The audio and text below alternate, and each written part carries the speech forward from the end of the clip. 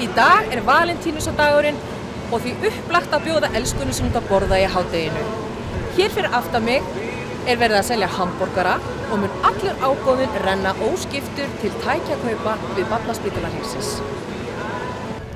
Þessa mundir og næstu daga nóg að vera í söfnunarátaki meistaranema við viðskiptafræðideild öll í einn hring. Í dag fyrir utan Lögberg og Hámu var hamborgarabíll frá fabrikunni mættur. Þetta partur í röð atburða söfnunarátaksins og mun allur ágóði af sölu hamborgarana renna óskiptu til tækjakaupa Barnaspítala Hringsins. Margir nemendur við Háskóla Íslands komu við og fengu sér að borða í hádeginu og styrktu það með gott málefni í leiðinni. Nemendur átaksins standa einnig fyrir fjölda annarra viðburða og til að mynda verður 1000 króna markaður á morgun 15. febrúar á Kex og 50. 20. febrúar verða styrktartónleikar í Gamla bíó þar sem fjöldi tónlistarmanna mun stíga á stokk.